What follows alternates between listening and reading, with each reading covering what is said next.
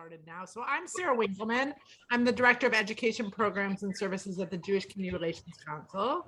And I'm delighted that you're here to join us to hear from Ruth Cohen. And we appreciate you taking time with us this week of Yom HaShoah, which I know is a very busy week, to talk with us. So thank you so much. We're delighted to be partnering with Temple Micah. We see you guys on here. That's great. And also we have some students from Eitz Chaim as well as community members that joined us. So welcome everybody. I think Elise is going to give us a little introduction to JCRC and then we'll pass it off to Sharon and then we'll introduce Ruth. Elise? Okay. Hi, everyone. I'm Elise Naftalin. I'm a leader in JCRC's student-to-student program, and my family and I are also members of Temple Micah. On behalf of the JCRC, I want to thank all of you for joining us for our conversation with Ruth Cohen, who, as you know, is a Holocaust survivor. For decades, JCRC, which is the Jewish Community Relations Council of Greater Washington, has had the honor and the responsibility of hosting community-wide Yom HaShoah commemorations, as well as other Holocaust programming. We hope you will join us for the Yom HaShoah commemoration, which is on Sunday, May 1st at 1 p.m. And you can find a link for that on JCRC's website or their Facebook page. Every year, the JCRC connects local Holocaust survivors to thousands of students and adults through the DMV to hear their living testimonies. This is one such event. And after hearing our speaker today, I hope that any upcoming high school juniors or seniors who are here will consider joining the program that I am in, which is JCRC's student-to-student program. It's a peer education program where we speak in schools about our lives as Jewish teenagers, which often includes sharing our experiences with anti-Semitism or our family's experiences in the Holocaust. And so I highly encourage anyone interested to join the program because I cannot stress enough how valuable it is as a constructive way to fight anti-Semitism and live up to the Jewish community's Never Again mantra. I want to end my little segment by saying thank you to the survivors and their descendants for taking the time to share your testimonies, and a thank you to everyone joining to hear these stories, because your presence here today is an affirmation that we will carry on their legacies. I also want to say thank you to Sharon Tash, the education director at Temple Micah, for facilitating this session. And finally, thank you so much, Ruth, for taking the time to speak with us today. Thank you so much, Elise. And we're delighted to have a Temple Micah student as part of this program from the JCRC. This evening, we have the great privilege of hearing from Ruth Cohen. Ruth was born on April 26th. Oh, happy birthday, Ruth. 1930 in Mukačevo, Czechoslovakia. Her parents, Herman and Bertha Friedman. Herman and his brother were wholesale wine and beer manufacturers, and Ruth, her older sister Teresa, and the younger brother Aharon often helped to fill the bottles on Friday evenings before Shabbat. The Friedmans were Orthodox Jews as well as Zionists, and Ruth and her siblings were sent to the Hebrew Gymnasium, a school where the curriculum was taught entirely in Hebrew. In 1938-39, Nazi Germany dismantled Czechoslovakia, and in 1938, Mukačevo, or Munkács in Hungarian, and other surrounding towns became part of neighboring Hungary, an ally of Germany. Hungarian anti-Jewish laws put restrictions on the country's Jews. Ruth's father could no longer run his own business, but was able to continue to work for the company. Despite growing restrictions, the Friedmans were able to adopt two of Ruth's cousins who had been sent to live with them from Slovakia, where Jews were being deported to killing centers. In 1942, Ruth's mother learned that some of her family in Slovakia had been taken to Lublin, Majdanek. We're going to hear more about Ruth's story from her directly. And thank you once again, Ruth, for it's not easy to tell your story. So we really, really appreciate having you here with us this evening. Thank you.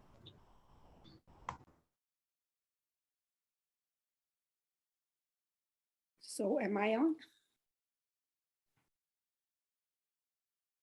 Yes, yes. Okay. So as you heard, I was born in 1930 in Mukačevo, lived there until 1944, when we were taken to Auschwitz. In the meantime, between 38 and 44, life changed um, it became more difficult to be Jewish. Our school closed. As a matter of fact, it did not close until 44. It closed for girls and boys. We used to have co-ed classes. Now we didn't. Girls were not able to go to upper classes unless they passed the test. As you heard, my father lost his business, so life was not quite as great as it was before, but it was still great. We did really not suffer from anti-Semitism. At least I never felt anything. Our area was very mixed, mostly not Jewish, mostly all different kinds of religions. We had a large Pravoslav group, which is not Russian, nor is it Greek Orthodox. It's someplace in between. And they were all very, very wonderful priests. And when in 44, Hitler marched into Budapest, we were ordered to, we knew that we were going to be, something was going to happen. We were offered by the Pravoslav priests to do something. They tried to get us papers. It never materialized, but they tried. They were really great people. Other than that, until that moment, things were okay. And then we were told to, in April of 44, March 44, Hitler marched into Budapest. By April 44, we were told to pack our whatever little clothes and whatever we can carry and go to a designated ghetto. Our ghetto was about 7 blocks away from our house. And we stayed there until it so happened it was Pesach, so it was through Pesach and a little longer, about 5 weeks or so. Then we were told one day to just march to the brick factory. And as we marched to the brick factory, we realized sort of that we were going to be traveling someplace. As we got there, the cattle cars were waiting for us to be filled with lots of gendarmes as well as German soldiers. They were probably not the Wehrmacht, but the SS. And so we were heralded to get in there. And when my very beloved teacher, chemistry teacher, was told to go in, she said, no, I'm not going in. I'm going to sit down here and stay here. They shot her in front of all of us, which was the first most horrible experience we all had. Then we traveled to Auschwitz for about 4 days. Each cattle car had about 100 people in it. I don't remember much about it. I don't remember what we had there. I know that there must have been a little bit of food. We did not have water. It was quite bad. When we got there, my father was sent one way, my mother another way, my mother with my little brother and my 2 little cousins, and I and my sister went to a third way yet. we ended up going to work. My mother and my 3 little siblings went to the gas chambers right away, and my father went to work. I don't remember much about what happened between the time we got off the trains and we got into our barracks. The barracks, the one camp that they sent us to consisted of 30 barracks. Each barrack had 1,000 women in it. When we got into ours, a young woman came over, hugged my sister. They recognized each other. They had been to camp, summer camp, 5 years prior to that in Slovakia.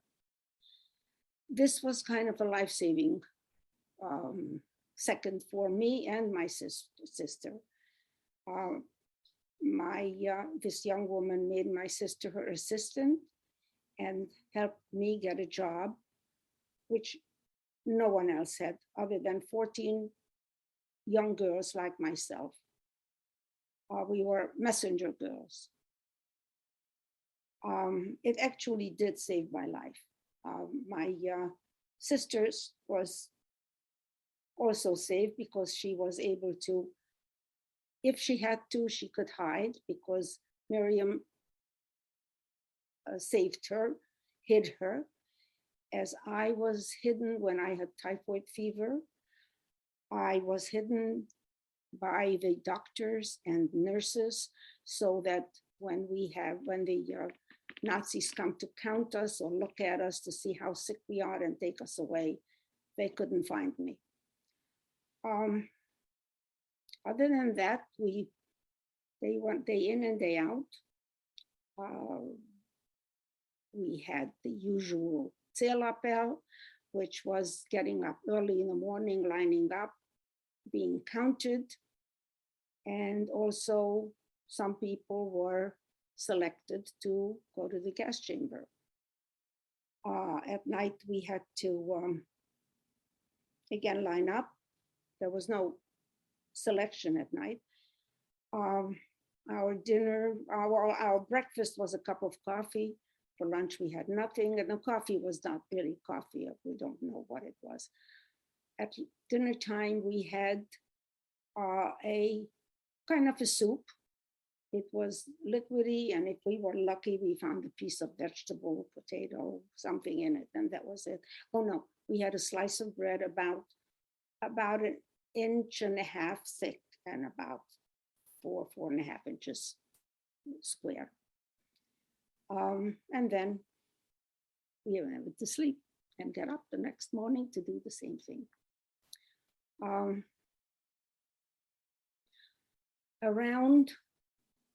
So we arrived there the day before Shavuot. Around Sukkot time, there was a tried revolution with some TNT, not really a revolution, but okay, let's leave it there. There was women with push carts from another area of the camp came in past our camp, turned left, and went down that road, which was where one of the crematoria was.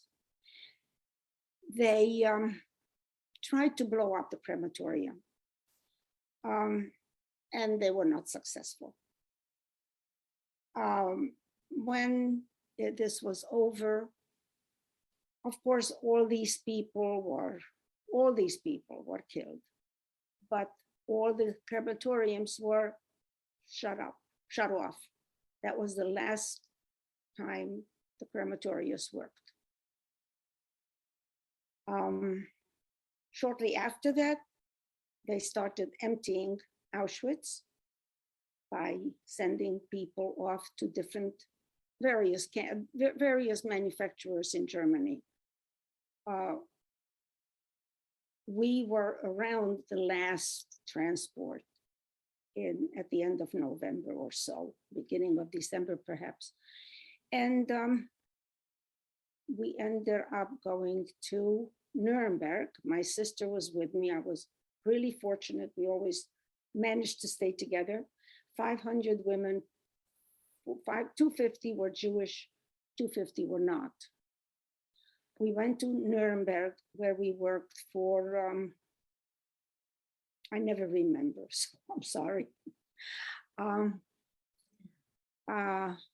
We worked in a factory doing winding spools for airplane usage. It didn't last long because Nuremberg was constantly bombed, constantly. At one point, they bombed our factory, but the shelter, where we always had to go down to the shelter, and the shelter was left in one piece, so we all survived. I do want to say something about the factory, about the people in the factory who were, I have to say, very, very kind. These were civilian workers. They, every once in a while, another day had some things left on the chair that we were going to work on, that we were going to sit on. A bag full of maybe an apple with a pear, with a piece of bread or something, which was really fantastic because they did it at the expense of their life if they were caught. But they did it anyway. So this was German civilian people doing this. We had to leave Nuremberg because it was bombed every day. It was unbelievable. And when they took us to another factory of the same, I might remember later, but right now I don't. We went to Czechoslovakia. Near Pilsen was another factory. And that's where we were taken. Again, the same 500 women, 250 and 250. They had two barracks. One was the Jewish, one was the other. We had no interaction, but we had no problems. There were just no problems there. And here we also had the Wehrmacht with us, not the SS. There were two SS women who were awful, but all the other guards were Wehrmacht, and they were on the very decent side. I got sick in Nuremberg while we were in the bunkers.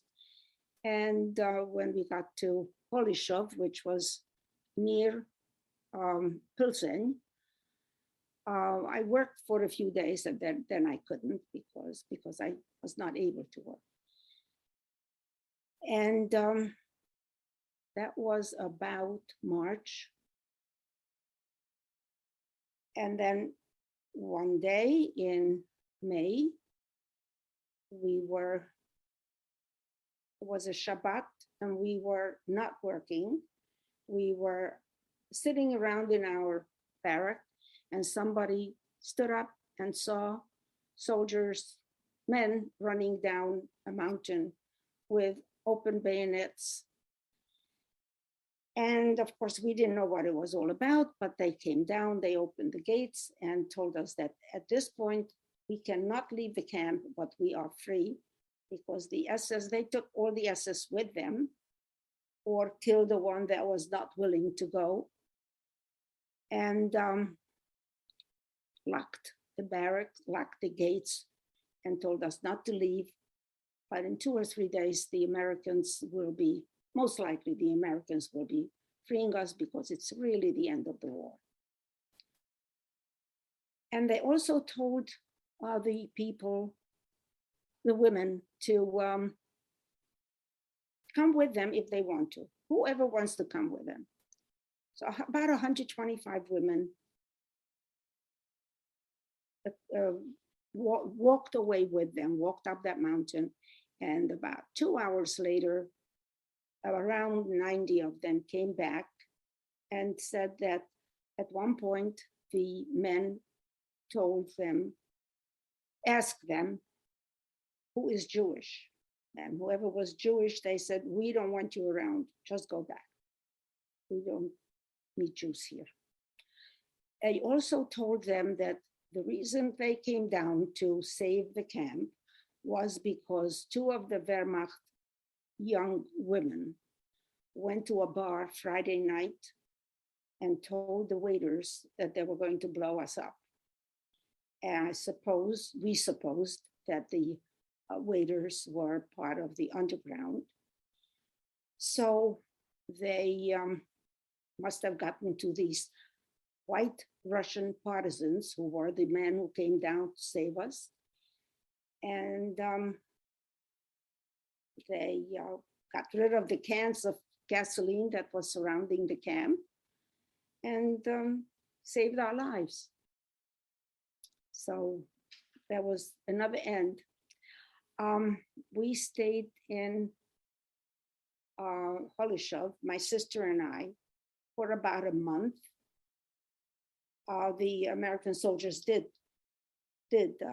war was over. 2 days later, the American soldiers were very careful with us. They did not give us much food to eat because they had the experience throughout the last several months of people dying from overeating.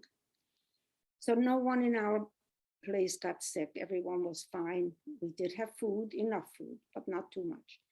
And about a month later, my sister and I decided that we were going to head home. And we did. We got on a train. It took us about a week to get home, which should have been less than a day's ride. And when we got home, my dad was waiting for us. He was the only one who survived besides myself and my sister. And so we stayed. This was the end of June, somewhere around, the middle of June. By the end of July, I had to go to Budapest because I was so sick that I needed help and I could not get that in Mukačevo. I went to the children's hospital in Budapest, where I stayed for a month being tested, and they found nothing. So I came home, and having rested, I felt fine until sort of after the holidays. By October, I was again feeling terrible. So my dad arranged with my surviving aunt in Slovakia to get me to Bratislava, where she and my mother had doctor friends, who found a room for me, but not until March. So in March, I got into the hospital. Meantime, I stayed with my aunt. She survived. She was the only surviving person in that family, in my mother's family. They kept me I stayed in the hospital for a whole year, exactly from day to day. They found that I had tuberculosis on the spine, and that took about 2 months to find, maybe even more. And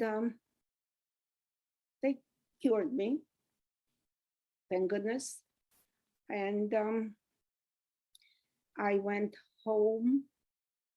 Well, my father and my sister visited me on and off, and my aunt,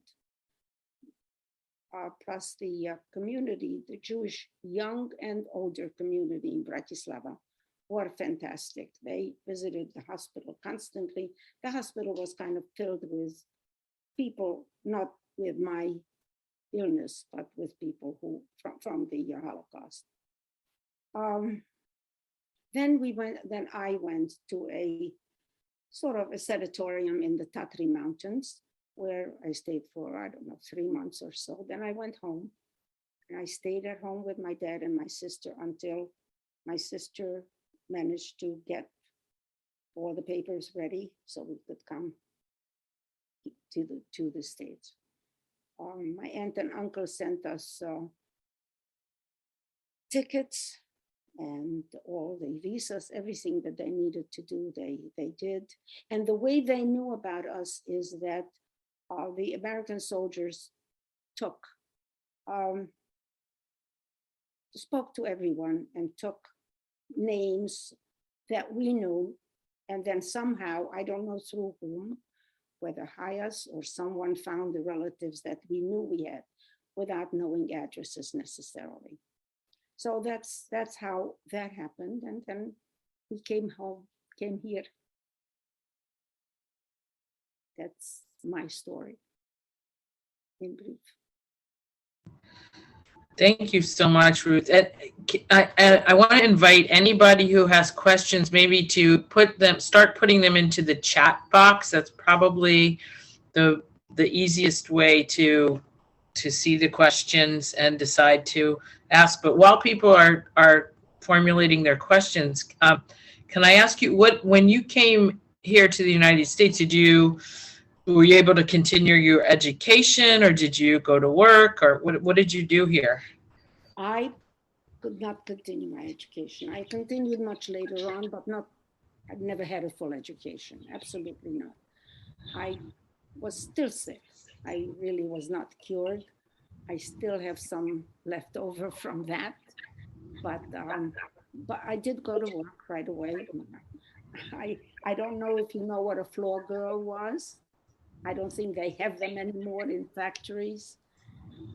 There was a man who had a undershirt factory who was from Mukačevo, and he hired anyone who would be working there. So that's where I got a job. My dad got a job with also a man who had a necktie factory, and he worked there. My sister did some studying, and she had a job, and she got married and had a job as a secretary. I did not actually, yes, I did go to school. I went to night school to learn English. I went to learn some other crafts, which I never used. But then I took many college courses, but I never did anything with it, never matriculated, never did anything. So, and then I got married finally. Well, that's children. It's amazing that you got as far as you did with the early life experiences. We have a number of questions coming in. First, I'm not going to go in completely in order. One of them asks, how old were you when you came here to the United States? I came here on the 18th of, my 18th birthday, which happened to be the second night of Pesach. Wow. Amazing. So we came here, my father and I came here, and it was Pesach, and I came to my ultra-Orthodox family. They did not let us take our luggage, of course, so that stayed on the ship. But my two cousins walked over the Williamsburg Bridge in New York to meet us, and then we walked back, which was by itself remarkable. Wow. Yes. So we have a very difficult question posed by some of the teens from Temple Micah. And you can think about this for a minute. Did your faith in Judaism change after your experiences in the war? No. My strength in religion changed. It became less, but not completely. Even now, we have a kosher home, a completely traditional, not Orthodox, completely traditional, but we do travel on Shabbat. Thank you. Here's a question from Naomi Harris. How and when did you know that your mother and siblings and cousins had been sent to the gas chamber? Well, Miriam Leitner, who was the young lady who knew my sister, told us immediately. She said, you know, your mother and family are dead by now. And of course, we did not believe it. But as we stayed there, and the gas chamber was right behind our barracks, and we smelled all the wonderful smells and so on and so forth, we knew that it was so. And then there were some other experiences we had, which I don't know how young your group is, so I may not go into it. Yeah, they're teens. Here's another question. Do you remember how you felt about making friends and new experiences in the U.S., given all that you had lost? No, there was no problem.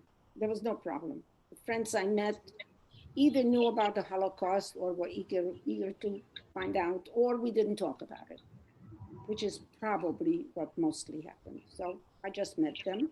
I met them in the classrooms. I went to dance parties, and I don't remember how else I met friends, but I did. Here's another question about the time at Auschwitz. Did you know when you were there that the people that were at the selection each morning some were being sent to the gas chambers? Yes, everybody was. Whoever was selected went to the gas chamber, yes. Yes. And Laura asks, were you born during Pesach?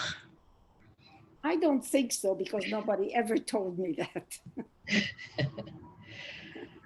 Here's another question asking about Miriam. Was Miriam Jewish, and how was it that she had a position at the camp?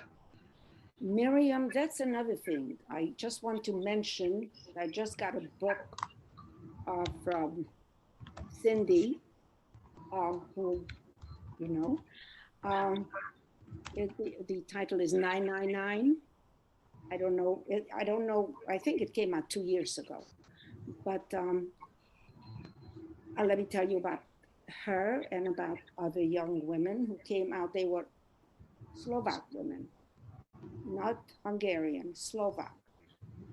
They were taken to Auschwitz in 1942 and used for whatever they needed to be used for.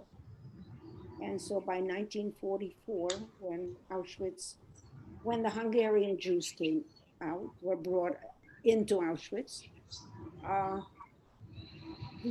many of these young ladies became heads of the barracks. So she was the one in charge of our barracks. And I don't remember the full question. Was she Jewish? Oh, of course she was Jewish. Of course. The head of the camp was not, as I remember, but all the other girls were. Yeah. So Miriam Leitner, when my sister and I lived in sort of peace, tried to find Miriam, and we couldn't. Somebody at one point said, probably to my sister, that she immigrated to Australia.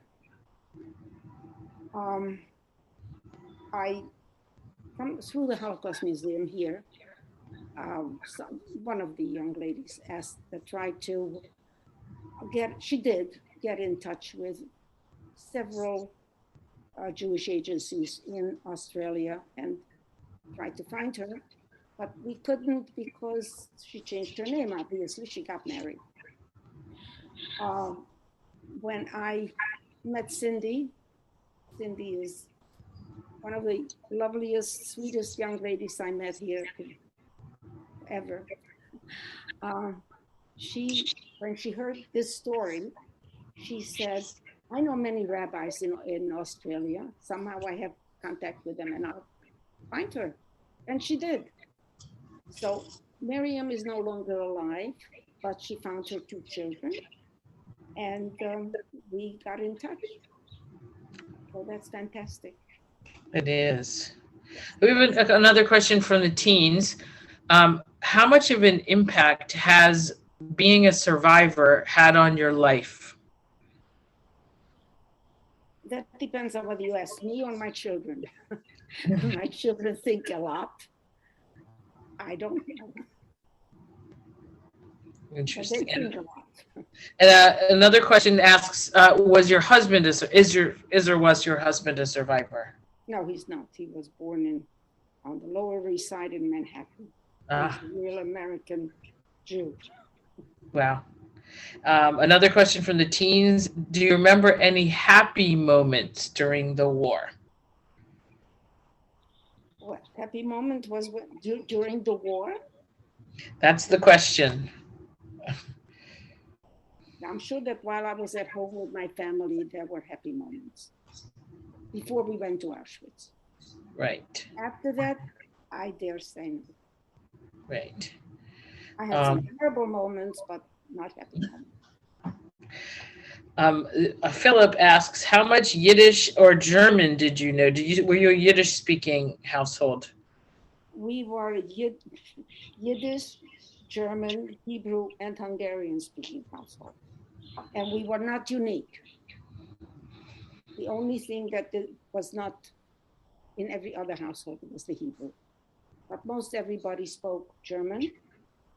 Many people spoke Yiddish, and Hungarian, everybody spoke. And then we also spoke some Czech. But Hebrew, everyone did not. But we did, all of us. Thank you. Does anyone else have some more questions for Ruth about pretty much anything? The experience of coming over here. Initially, how was it when I have spoken to many Holocaust survivors and said who told me when they first came to this country, they did not want to talk about it, and people actually didn't want to hear about it either. And at the beginning, did you have that experience? I can't say that I had that experience. I maintain, I really do very strongly, that my family did not ask me anything about my family there because they did not want to hurt my feelings, and they did not want to hurt any more because they were hurting terribly. They loved my mother. They loved the other sisters and brothers so dearly. They just did not want to hear anything. Eventually we talked, but that was many years later. Mm-hmm. Here's another question that just came in. Since your husband was not a survivor, how did you feel about sharing your stories with him? I could be nasty and say he never asked me, which kind of happened, but it was the same thing. People did not talk about it. And then later he did, but it wasn't exactly great. Just that part. So here's another question. Were the horrors of Auschwitz completely unexpected before you were taken there? We knew nothing about Auschwitz. Mm-hmm. We knew nothing about anything. We had no knowledge. The only thing we knew, was that my aunt and one of my mother's sisters and her brother and his family, 5 of them, were taken to Majdanek in 42, I think. We did not know much about Majdanek. Then some young girls came over from Poland and told us, and many of them came over, and some of them stayed with us, and some of them stayed with many other families for a while. And I have no idea what happened to them after they left our house. But they told us what we now know, that there were graves dug and people shot and fell in. That's all we knew, nothing else.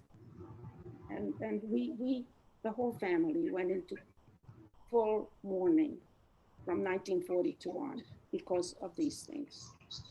And so that's all we knew. We knew nothing about the other horrors. They were all our horrors. Mm-hmm.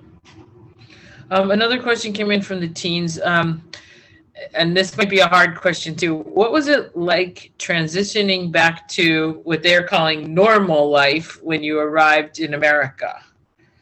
I really cannot.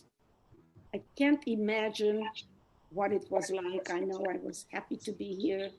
I know my family welcomed us wonderfully, and how I felt, probably very happy, but that's all I can say. Mhm. I mean, I went to learn English. I spoke a little English. I went to learn more. My family would not speak to me in any other language but English. They made me read English. So all that was happy, wonderful. Here's a longer question. It says, we sometimes hear stories of individual Germans or other Axis people doing remarkable things, but rarely have we heard things like you described of people in the factory doing kindnesses for Jews. Was that kindness rare? I don't think so, because I heard other women also say similar things. Maybe it wasn't food, maybe it was health issues, but yes, the civilian workers, the civilian people were nice. I can't say how nice, I can't say how many, but yes, this was not rare. Mm-hmm. The teens are also asking, do you think about your experience as a survivor daily? No. Does it inform your daily life? No, thank God, no. Because I know some people who do or who did, and their life is not as happy as mine is. It can't be. Constantly dwelling on what happened, and that's not what I do. I think my children can attest to that. And how many children do you have? I had 3 and I have 2. Okay, wonderful. And grandchildren? 8. Hey, wonderful, wonderful. Question from kids: how do you spend your days now, and what are your interests? My interests at this point are very different than they were before. My interests, I really don't anybody laugh. I enjoy the stock market. That's other than that, my interest is walking, reading, music, and speaking to friends. That's it. And that's how I spend my day. And my family, of course. Let's not leave my family out. Wonderful. Another question came in. What do you think you did or thought differently that enabled you to move forward after the Holocaust, whereas others could not move on emotionally? I don't know, but let me tell you, I'm the luckiest person that I do. I still do. Really, because it's terrible to sit with some people and constantly hear about what it was like. I know what it was like. I don't need to repeat it. I don't need to repeat it for myself or anyone else. And except here. Here's a question. Do you have feelings about what the U.S. government failed to do to save the Jews? Certainly I do. Mm-hmm. And another question, do people ever ask you about, or I'm not sure, do you have a tattoo? And No. Okay, so you don't. The one lager that I was in did not get tattooed. Okay. I don't know why, but they didn't. Well, from what I was told is that they expected to kill us all. So why waste the money and energy? And that sounds plausible. Indeed. So the teens are asking why, or I would temper that question. What made you decide to share your story with others, and when at what point did you start giving testimony and sharing your story? This is about the 5th or 6th time that I'm doing it.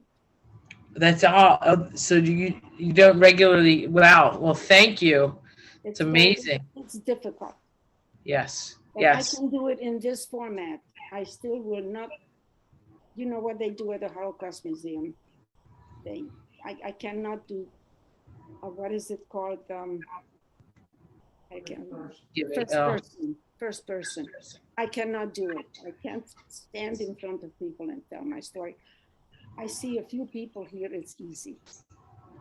Wow. Well, we appreciate it. Here's another question from the teens. Have you experienced anti-Semitism in America? Personally? No, I'm totally aware. I am totally aware. I'm totally aware of the horrors of everything, but not personally. No. Okay. I don't Oh, put here's myself into those situations ever, if I can help it. right. Right.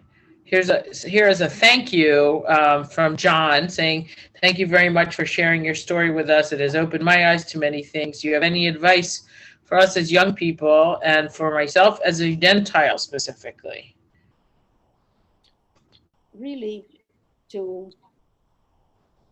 mean, it sounds silly, but stand up for yourself, stand up for your next guy, stand up for your friends, your neighbors. Don't be a bystander. Don't let anyone bully you. Don't let anyone tell you the wrong things. Don't believe everything you hear. And so on and so forth. I wish I could say something that would save the world. Now, This is saving the world to an extent. The teens are asking, do you feel like you have forgiven those who wronged you during the Holocaust? well, I'm sure you know that we're not allowed to forgive anybody, right? So I don't forgive. I blame the old people who committed these crimes, but I don't blame the young Germans because they have nothing to do with it any more than I blame, I'm not going to go there, but any more than I blame the young Ukrainians. But I do blame the old Ukrainians. So the old Ukrainians were pretty horrible, but the young ones are not. Right. Well, this has been an amazing evening. This is a heck of a way to spend your birthday. That's all I can say. I had a lovely afternoon with my daughter and granddaughter and my husband, and it's my youngest granddaughter's birthday as well. So it was nice. Beautiful. Beautiful. Well, on behalf of everyone at Temple Micah, thank you so much. The teens are saying happy birthday, and everyone's saying thank you for sharing. And really, we really appreciate this so much. And Sarah, I don't know if you want to say any concluding words. Well, I just wanted to add thank you very much, Ruth, for speaking to us and for sharing. And I think you really gave us all a lot to think about moving forward. And I love your positive energy and attitude. And it's wonderful. It's the only way to go. That's something I forgot to mention, but that's what kept me going in camp. That's what kept me going while I was sick. It still keeps me going. Thank you. For a long time. Beautiful. Thank you so much, and happy birthday. Thanks a lot.